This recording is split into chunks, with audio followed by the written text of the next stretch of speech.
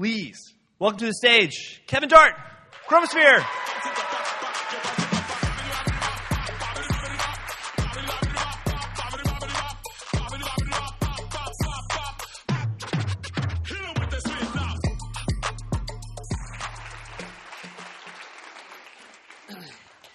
Hey, what's up? When is this? Oh, there we go. Hey. Hey, I'm Kevin. This is my talk. It's called I Made a Studio. It's about how I started my studio Chromosphere, why I did it, and what I've learned in the process so far. So even though I'm a business owner now, I think of myself primarily as an artist, because that's kind of how I've defined most of my career as like an illustrator and art director. This is some of the kind of stuff I do. I like drawing like cool turtle guys and space shuttles and cool stuff that I see around different places. And so this is some work from my studio, which is called Chromosphere. We're based in LA. We do a lot of different kinds of projects like short films and TV shows and commercials and all kinds of stuff. That's our little logo there. I've got a quick little fact sheet here about myself. I use he, him, and his as my pronouns. My job title is kind of, I usually use creative director, but it's kind of technically CEO or whatever I want it to be on that day, since I'm the only one who gets to decide. I live in LA. I am from a lot of different places because I grew up in an Air Force family. I'm married with 2 kids. My favorite food is tacos. And my favorite animal is kind of a tie between a turtle or a cat or a shark. Never really been able to decide. And then another thing about me is that I'm colorblind, which, just for context, doesn't mean that like I see the world in black and white or anything like that. It's just that I see a lot less colors than people with like so-called normal color vision. And I kind of tend to mix things up a lot. Like, it's hard for me to especially tell colors apart when they're right next to each other. And greens and purples and pinks and reds. kind of a lot of the colors are like especially hard for me to see. But so I mainly mention it because I think it's affected my approach and my outlook on my career in a lot of different ways. One of the big ones is just seeing things differently, which I mean both literally, like actually just seeing different colors from people, but I think also it gives me that kind of like a bit of an outsidery kind of perspective where I tend to see problems differently and come up with different solutions to them. And I think another big one is just that it's kind of sent me on a long journey of self-acceptance and willingness to talk about it to people. Because when I was first starting out, I kind of kept it. Like it was my dark little secret that I was colorblind and I was working as an artist and I wouldn't tell people about it. But then they would inevitably find out because I would paint a sky purple when it was supposed to be blue, or like I would ask them why they were wearing like a orange shirt and it was green or whatever. And so they would always find out, and it led to like actually like some uncomfortable situations and hostile reactions from people where they were like, what are you doing? Like you're like not being honest with us. Or the worst was like people saying like, you just shouldn't even probably consider this as a career path because you can't be a visual artist when you're colorblind. So as I started to kind of, I mean, it took me a long time. It didn't happen like overnight or anything, but I eventually got to a place where I decided I needed to start just admitting it to people and telling them I'm colorblind right out of the box. And I found that it actually became more of like an asset to me through that honesty and openness about it. And I've been able to now kind of rely a lot more on people around me and just tell them like, what color is that thing? Like, I don't know. And they can kind of help me out with it. And then I think the biggest thing, and I don't know how much of this is like really tied to the color blindness or if it's just something in my nature, but I think I have this willingness to take really long and difficult and roundabout ways to get to where I want to go. So I'm kind of like always down and open to these journeys and paths that are going to be super hard or difficult or strange or whatever, because kind of a lot of the process has been that way anyway, and I feel like that's how you get to the most interesting places, is through those really long, hard journeys. And also just loving that sense of discovery. That's kind of one of the biggest things I try to champion at the studio, is just discovering things in the process. That's like the whole reason I do art, I feel like, is to be surprised, to find something that I wasn't expecting. For me, that's like where all the joy of creating stuff comes from, is having those cool discoveries. So why this? Like, why would I decide to become a visual artist when I'm colorblind, and why would I start a business when I don't have any kind of business experience or expertise? I think a lot of it just comes down to I love figuring out how to make projects. Like, I love having an idea and then figuring out what is it going to take to get this thing made. And if I kind of look back in my history, I think one of the best early examples of this was when I was in high school, which was in the 90s, which feels like ancient times. But I was really into like the World Wide Web, because it was like the hot thing then, and I was like, yes, like AOL and web and everything, and I had like all these Earthlink sites, all this stuff. So I taught myself how to code. I dabbled in like web design and all this stuff, and I found out that there was this contest called ThinkQuest, which was this international competition for high school kids who could collaborate with other high schoolers around the world to create educational websites.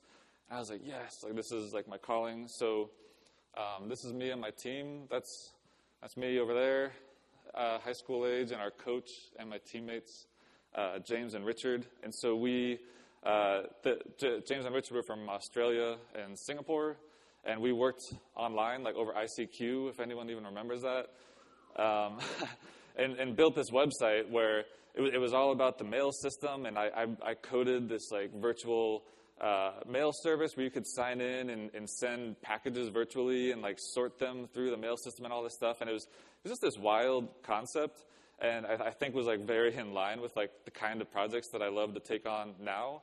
And this was the only time we ever got to meet in person, when we made it to the finals and got to meet up in Switzerland. So it was like virtual, like remote work type stuff before that was really a thing. And then just keeping in line with like unusual and like super nerdy decisions in my life, I decided to go to this school called DigiPen, because when I was in middle school, I had a subscription to Nintendo Power, and I read that there was a school where you could learn how to make video games, and I was like, that's where I'm going to go. And then like 7 years later, when I was graduating from high school, I hadn't changed my mind. Luckily, I had some scholarship money from the ThinkQuest thing, and so I went here, and I started initially in they had a computer engineering program, because I wanted to be a video game programmer. And I spent like a year in that before I decided I was just really interested in animation, and they only had 2 programs at the school, and the other one was a 3D animation program. So I switched over to that, and it was really like a pretty technically focused kind of program, like lots of 3D modeling and texturing and that kind of stuff, and not really art focused. Like I really hadn't developed at all as an illustrator at this point. That would kind of come later. So like the main skills that I had coming out of school were doing 3D modeling, and so the jobs I was able to get were working in video games as a modeler. And these are the only 2 games I worked on. I worked on 1080 Avalanche as an intern at Nintendo. And then I worked for like 2 years or so as a character modeler on this game, Evil Dead Regeneration. And weirdly picked up like a lot of skills that I still use today. From like, it's one of those things I try to tell people a lot, like, you know, it's always good to take whatever jobs you can get, because you never know what skills are going to come in handy later. Like, even though I spent all my time modeling realistic zombies and all this stuff, like, it like taught me all these things about 3D pipelines and how to make video games and human proportions and all these things that are still really valuable to me. But I knew deep down that it really wasn't what I wanted to be doing. And somewhere around that time, I saw this show Samurai Jack, which I was just like, it was one of those like kind of religious type moments where I was like, oh my God, like I've got to figure out how to do this, like whatever it takes. I've got to find out how this is made, and I've got to be able to do it. And so I pretty much just made up my mind and set off on this quest that I was going to get into animation, and I started like really trying to beef up like my drawing and illustration skills and stuff, and was putting stuff online and started to meet some people in animation, and somehow got in my head that like I'll just be able to get into animation. Like I just need to quit my job in video games, and I'll be there. And what really happened was I ended up just being unemployed for like two years after that. But something that I found kind of keeps happening to me when I'm in these slower periods is I get really focused on building something creative. And during this time, I started creating lots of illustrations, making books, and I developed this character, Yuki 7, who was based on my, at the time, girlfriend and eventually wife, Elizabeth, and created this whole world around this character and created a book and animations and stuff. And at the same time, my friend Chris Turnham, who's here in this picture, he was we went to school together and were roommates for a long time after, and we were both trying to kind of break out of the video games world up in Washington into animation. And we started this really small business to sell prints and books and whatever kind of stuff we wanted to make. So sort of as a way of like just getting our names out there and meeting people, because at the time, this was like 2006-ish or so, that like a lot of people who we knew were in animation would go to places like Comic-Con to meet up, and we thought that by being there and having these things to sell that we'd be able to get our names out there, which worked really well for making those connections and those inroads. And it was also kind of a first business experience in a way, but we never really ran it like a true business. Like we weren't trying to like build it into something larger or like make a profit or anything. Like it really just kind of paid for itself. Like it was sort of just like it was more like a fun exercise, and we were able to sell enough stuff to kind of pay for whatever we wanted to make the next year. So this next section is kind of like, as I started getting into the industry, I had a couple experiences working on several different types of animation, including commercials and TV animation and feature animation, and kind of got a lot of exposure to these different worlds. So one of the first ways I was able to get into the industry was through commercial animation, which in those days I did a lot of it through Passion Pictures in London. And one of the first big jobs I got to work on with them was as a designer on this kind of promo animation for the Beijing Olympics on BBC. And it was directed by this amazing guy named Pete Candeland, who is he's kind of known for directed early Gorillaz music videos and like that Beatles rock band thing that everybody loves. And so they were doing this promo, and I got to go work with them over in London for like a month. But the whole, like, the big issue for me on this was that they hired me as a color designer, but at the time, I had developed this process several years before that of painting everything in black and white because I couldn't work with the colors. And then I would add colors, like manipulate them and add them with adjustment layers and stuff afterwards. And everything kind of came out pretty monochromatic like this. And it was just like, I couldn't really... It didn't seem feasible to translate that into the professional sort of work that they wanted me to do. So this was a color script I made for that project, which was like the first thing I painted professionally, like in color, like the first time ever. And it was pretty, just kind of like, it was like a big step for me, even though it's kind of like just whatever painting now, but it represented a lot to me at that time. And then the other thing that I really took away from it was just seeing the process of how this film got made, because having gone to DigiPen, where we mainly did like 3D exercises and stuff like that, and we did film projects, but not really like it was when I was working on this, it was in this kind of drafty little office in London, and everyone who was making it was there in this office. Like, I was in this little room with animators and compositors. Robert Valley was there animating over here, like on actual paper, and like scanning it in, which like really blew my mind. Like, I'd never even seen somebody like doing that in real life. And then like that would get scanned in, and I would paint a background, and then one of the compositing artists would put it together, and then Pete was over in this room like editing it all together.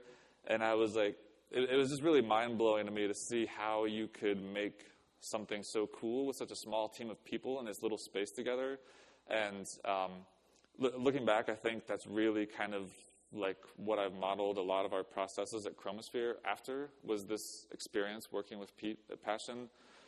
And then the next experience I got was working in TV animation. So I was hired at Cartoon Network in like 2008 on this show called Symbionic Titan, which was directed by Genndy Tartakovsky, who made Samurai Jack, and art directed by Scott Wills, who art directed Samurai Jack. And I was like, I mean, just like super like, and you know, like I was just like crazy nerding out about it all.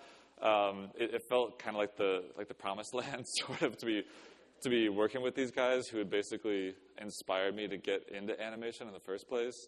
But it was just apart from all that, it was a really valuable experience seeing how TV animation is made, at least in the States, in like the kind of Cartoon Network model, or like more the like mainstream TV studio models, where you do all the pre-production here in the States, so like storyboarding and directing and designing, and then you ship it off somewhere overseas to get animated, and you get back this cartoon. In the case of this show, it was sent to Rough Draft in Korea, and then, you know, a month or two later, you have this show back. And so it was really just, I guess, different to see after the experience I'd had working with Passion, and seeing everyone who's involved in the process was right there working together. And in this case, it's like there were segments of it happening all together, but there were also segments just happening somewhere totally different, and you didn't even know what was happening. So that was all really interesting to me. And then working with Scott Wills, the art director, was just incredible. He taught me this process for digital painting that I still use to this day, where I think it kind of took me from, I think at the time I worked in like this really accidental, haphazard sort of way, and just hoped when I started the painting that it would turn out okay. And he taught me this just very logical, not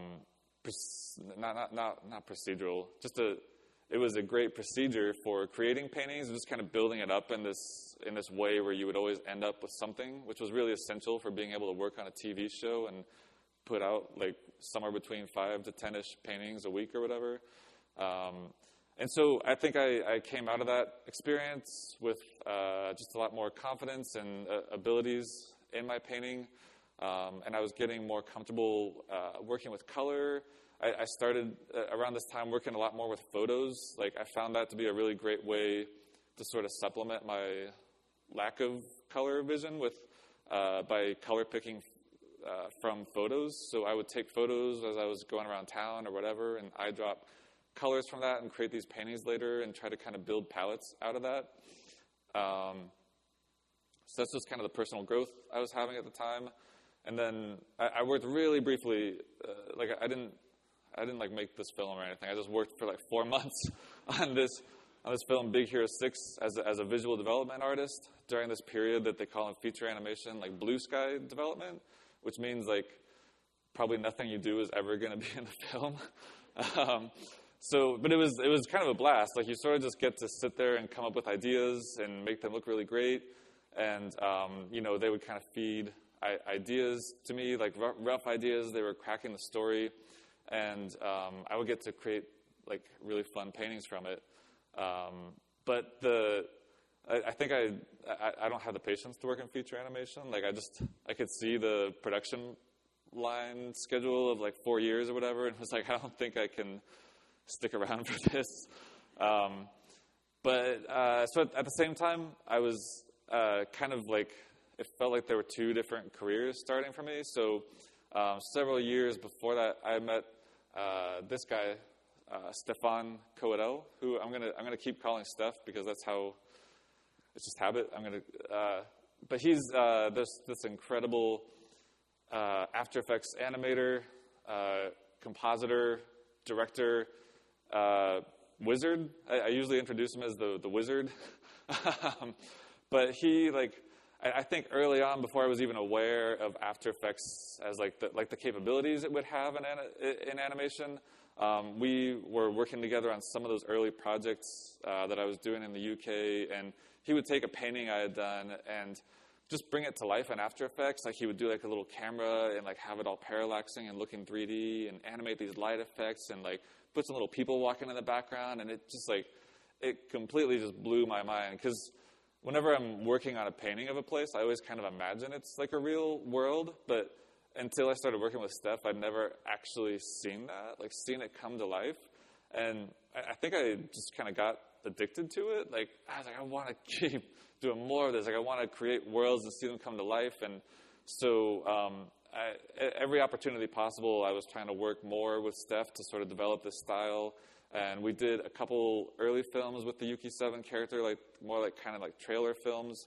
And eventually got to a point where we started getting jobs doing it. So this was the first time that Steph and I got hired as directors on sort of a commercial project, which was this promotional film for Persol sunglasses, where there's this cool guy traveling around the world with his cool sunglasses and all this stuff. And it was really just kind of prototyping all the processes that we use, where it's very design heavy. There was a lot of time spent on planning out what the environments and shots were going to look like, and then applying this After Effects treatment to them to make them feel alive, to make them feel 3D. And also we got to kind of manage a small team. And so I was kind of just I think it was developing this itch where I was I want to just keep doing more of this. This is so fun getting to make these small films together and just experiment and bring these things to life. So this part is all kind of about splitting paths and juggling these multiple careers and trying to figure out where I'm going next. So I guess kind of chronologically, the next job I did was art directing this really strange Powerpuff Girls special at Cartoon Network called Dance Pants Revolution. But it was pretty sweet because they really took a chance on it and let us do it in exactly the style we wanted to, which was a 2D, 3D hybrid kind of look, where we wanted to experiment with sort of combining all of that After Effects-y sort of 2D background stuff we had done on our earlier films with 3D character animation and props. And so we were able to get them to work both with... So I worked at Cartoon Network in LA on kind of the pre-production side, but Steph worked with a team at Passion in France and a couple other animation studios in Paris, and we put this whole thing together and got to just really play around, really just experiment with all these things we wanted to, and just had a real blast. It was the biggest project I think that we had done to that point, using this kind of style and pipeline that we were developing. And then I also worked as art director on Steven Universe for the first season after that, which was kind of more in line with the experience I'd had on Symbiotic Titan. It was kind of more that traditional TV studio model where we were designing there in Burbank, and then it was getting shipped over to Korea to be animated and coming back later. And I think one of the biggest things I noticed at this period of my life was just that I was getting more interested in what other artists were doing and how I could help them, instead of just kind of continuing to focus on developing myself as an illustrator. I wanted to kind of be involved in making projects happen with people I really was coming to admire. This is Tiffany Ford, and that's Jasmine with the N that got cut off onto the next line. Jasmine Lai, who's still our art director at Chromosphere today. But I met her back then when she was just out of school, and worked with her on Powerpuff Girls and then Steven Universe. And they're both just two of the most incredible artists that I know, and kind of just I think I started to kind of feel a lot of the people I'm working with are better artists than me, and I'd rather, I love seeing what other people do, and I'm always very critical of anything that I do, so it's kind of more fun to just see what they do and be happy instead of just see what I do and be mad at myself. And then also at the same time, just more kind of juggling all this stuff. It was getting pretty hectic with just having these studio jobs and then managing these various random directing things that would happen. We made this video game for the movie Her called Perfect Mom, where it's just a game about trying to be a perfect mom. Yeah, it was really fun and experimental and everything. But it's just all painting that picture that there was a lot of different things happening. So I think at this point I definitely had the idea of I don't want to be doing the studio work full time anymore. I want to start my own thing. I want to be doing more of these shorter projects, more experimental, working with my friends. But I didn't it took me such a long time to really start it because I was just extremely cautious about it, from having the idea, talking it over with my wife, and talking to our therapist, and then thinking about it for a while. And I think maybe around this time I decided I had officially taken the step of registering the business as a real thing, but I hadn't really started taking jobs. So I ended up taking one more studio art directing job on this show, Peabody and Sherman, which I kind of I used the time. I mean, it was a really fun job, honestly. I got to do, it was just a really cool, weird show, and I got to meet lots more amazing artists like Sylvia Liu, who painted this background, and continue to sort of build up towards launching the studio. And then we took on, we got this small job doing this little animated segment for Cosmos, which was, this was kind of the first official Chromosphere project, even though it was just a business and name. It was still just me working at home in my office, kind of as a freelancer, but under the name of Chromosphere now. And so we got this job to produce this little animation, and I was this will sort of be the test. This will be how we test whether we can actually run a production on our own, from start to finish with no help from anybody else. There's no passion isn't involved. Nobody else is involved. It's just us creating this thing, me and Steph and a handful of other people. And so, and it was a good, fun little test project. It was just a minute and a half long, and I think the experience of doing this it was a way of proving to myself that this was all possible, that we could do it, that I could start a studio. And so at that time, it was time to really make a choice about just committing and leaving behind the more traditional studio path and jumping into starting my own studio and my own journey doing this stuff. And so something that came up at that time was I decided to make this film, which became Forms in Nature, which was it was inspired by a lot of different things happening at the time. Both I wanted to make a film that sort of represented what I hoped and wanted Chromosphere to be when I started it, and it was just kind of it was also just stuff I was really passionate about. The film was all about how science and nature are connected in this kind of cyclical thing. And also, my wife and I had our son by that point, and I think something I noticed becoming a parent was really wanting our kids to see the best version of ourselves, where that they're really seeing you doing what you're meant to be doing as sort of a role model for them in some way, and also making things that you hope that they will enjoy seeing someday. So that was all kind of wrapped into what became this film. These are some of the sketches and color keys and stuff that I did. And yeah, I'm just gonna play the film because I still really like it. So yeah, here's Forms in Nature.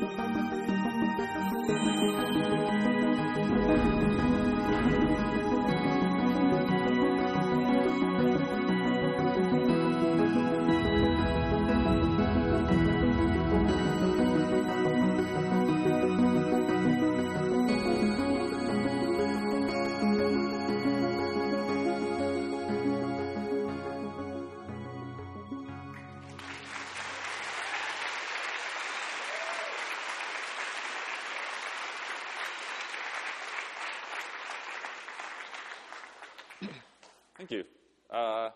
So this part is point of no return. So I think about it like this now. I don't know if I thought about it like this at the time, but looking back now, it feels like this was when I just jumped headfirst into starting the studio, and I was like, there's no looking back. It's like, I've gone too far now. I've got to just keep going. And I rented this office space in Glendale near my house and was just like, all right, we're doing this. And it was honestly terrifying, even though I'd spent so much time planning and thinking about it and all this stuff. Like, when it started, it was seriously just me and Jasmine Lai sitting in this kind of cavernous space alone, and me just like being like, well, this was a big mistake. Like, this is not gonna work out. But then it did, and a lot of stuff happened. The first big job we got was working on this film that was called June, which was a promotional film for Lyft that was directed by this guy named John Cars, who directed Paperman at Disney. And he wanted us, because of seeing Forms of Nature, to be the production studio for this film that he was directing. And so over the course of like 4 months or something, we assembled from all across the world, like designers and animators and 3D people and lighting, and put together this whole pipeline to make this film really quickly. And just kind of like, it's sort of just like, I guess we just kind of hit the ground running after that. It was just a big and really fun experience for us to do that. And we also got a job doing all the production design for the Netflix show Carmen Sandiego, which also just kind of reminds me like what it felt like starting the studio in those early days, where I felt like such a snake oily salesman type guy, just telling people like, oh yeah, like you should like hire us and me and my studio to design this whole TV show. And like the studio is just this empty space with me and Jasmine sitting in it. And I think actually when I first started talking about Carmen Sandiego, we didn't even have that space. Like I was just at home and telling people I had this studio. So it was this really massive leap of faith to just go from that to then just designing what became like 3 seasons of the show. This is like just bits of like all the color scripts our team made. And I barely worked on it. Like, we put together this whole amazing team of artists who did all the design work over all those years on the show. And just like, it just felt like, it felt like a big accomplishment for the studio. And just going back to this idea of discovery that I try to talk to everyone in the studio about all the time. Like, when we take jobs on, we're not usually looking to just do a job or like reach some foregone conclusion with whatever we're doing. We're always trying to discover something, which honestly isn't like a really good business thing to tell clients, that like you don't know. Like a lot of times I'll tell people like, we don't know what we're going to do for this. Like we're going to find it along the way and it's going to be amazing. And a lot of times they want to know exactly what you're going to do before you do it. But our whole process and what makes it all work is the whole idea of discovering things. Like that's why we're able to stay motivated each day, is just working on something, not knowing what's going to happen, trying stuff out, and just then being surprised by whatever it ends up being. And some of the projects, yeah. I think somebody mentioned earlier this thing about not every project is the perfect project, and it's so true, but this one was the perfect project in every possible way, which was this show, City of Ghosts. It was just like, I think we started working on this in 2019 or something, and it was the most perfect combination of like, something I found that I've really enjoyed running a studio is when every single part of the studio can be mobilized for a project, from like, all the departments are needed for it, like from design, directing, animation, CG, compositing, everything needs to go into this to make it happen. And like we had a totally new challenge on this of figuring out how we were going to work with live action photo plates, which Elizabeth, who's also my wife, who's the creator of this show, wanted us to do for the show. And it was a look we had never really attempted before. And so it was also just that process of being able to discover something new along the way. And then I want to give a big shout out to my wife, Elizabeth.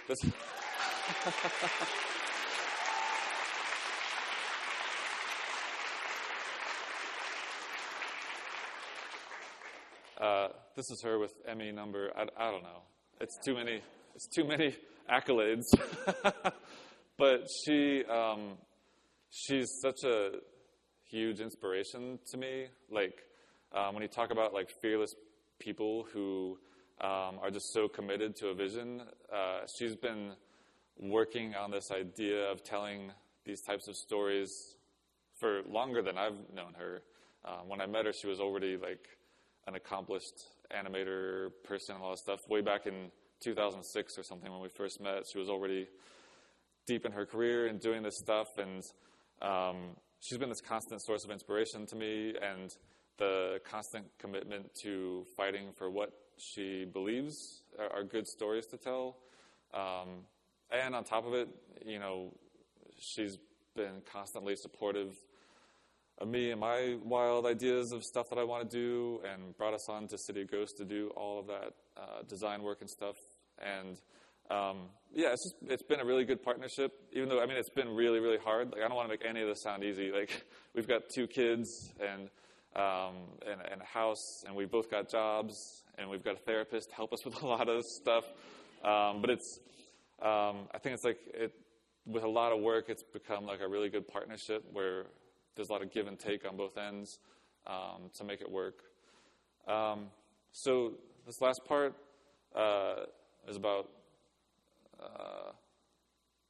when it all goes wrong.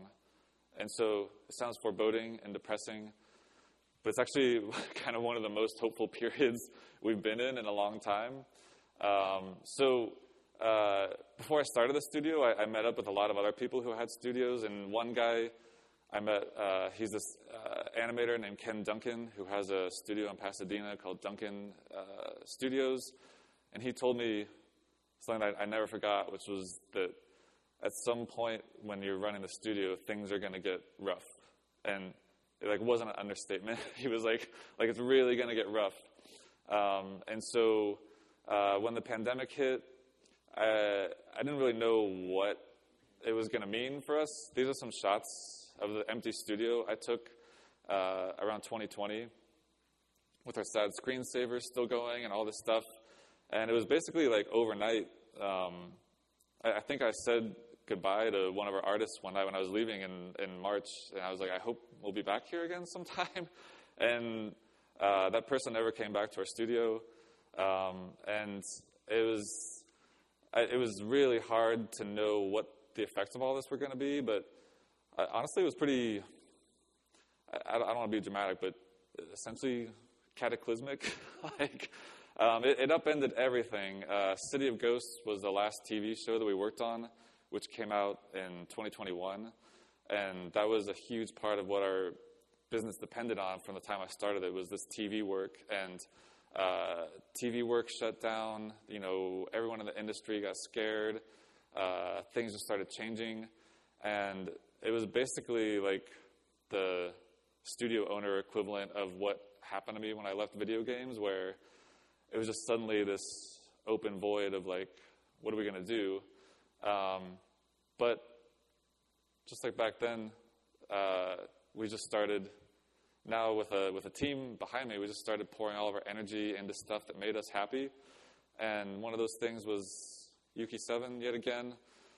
We brought this character back and started creating these short animations and episodes with this character, using like all the stuff we learned over the years. And then at some point got introduced to Unreal, and the fact that they had Epic is still running this mega grant program where you can apply for grants from Epic to do cool whatever kind of work you're doing in Unreal.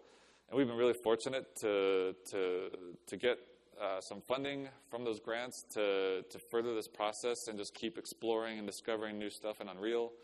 And we've transitioned a lot of our traditionally 2D compositing process into stuff that we do in Unreal now. So all the kind of stuff we would normally do in After Effects, we've built tools to do it all in Unreal now, like adding like cool post-processing effects and all these sorts of things.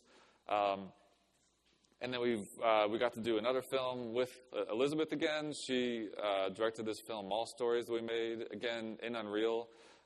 It's really kind of like opened all these doorways for us that I never would have predicted and never could have seen this kind of curveball coming to us before the pandemic. So it's kind of like I think we started working in Unreal out of necessity because we heard that this was a possibility and we could get some funding for it, and then gradually started just really adopting it into our whole studio pipeline and really embracing it as like a viable way to make animation. And it's honestly just so fun. Like, we're just having a blast doing it. And we're now working on the next iteration of Yuki 7. We're doing a whole new micro series that's all in Unreal 5. It's just super fun. We love it. We're also getting ready to launch our own merch line where we've got sweet boxes for like fan collector type merch that I hope will be coming out soon and that you all will enjoy. And I wanted to play a quick little trailer of the new series that we have coming out. Yeah.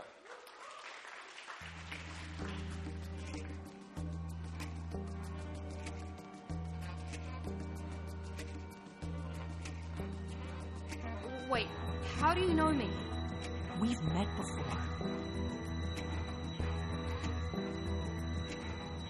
But I don't remember any.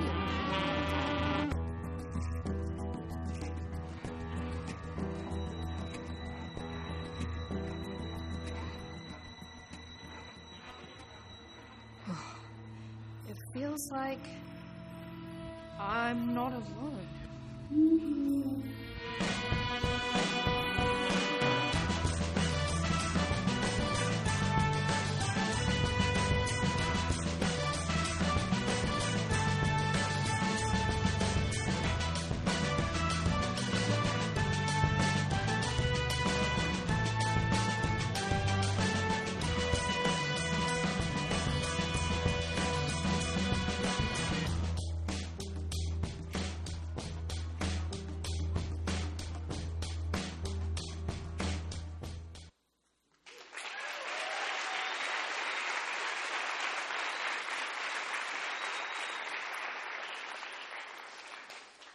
Cool. Yeah, just the end here is just kind of like we're always looking for what else is out there. Another thing we started during the pandemic years is looking into how we could continue our passions for the kind of science and nature and art projects that we started way back with Forms of Nature, and seeing like how can we build the next version of whatever that is. And we're really just like, we're just in the vein of trying anything we can just to see what happens, and experimenting and discovering. We started figuring out how to write grants, like actual real federal grants, and went through this whole 3-year process of applying for grants for this project, which is kind of like the latest and newest iteration of like all of our stuff that we want to do as far as like marrying art and science education. And we just recently got our very first grant for this, a Phase 1 grant from the Department of Education, which I'm super, super proud of. And I don't know where it's going to lead, but it feels like a cool new pathway. And I think we're always kind of just trying to lay the groundwork for wherever we want to go journeying to next. So yeah, I guess my parting thought is just about exploring. This is the main thing that keeps me going all the time. And I try to encourage everyone to just get out there and explore and see what's possible, and don't feel like you have to stick to, I think like a lot of people have said today, you know, there's not like a certain trodden path you have to stick to. You can find your own way. It's a lot of work, but it's totally doable. That's it. Thank you.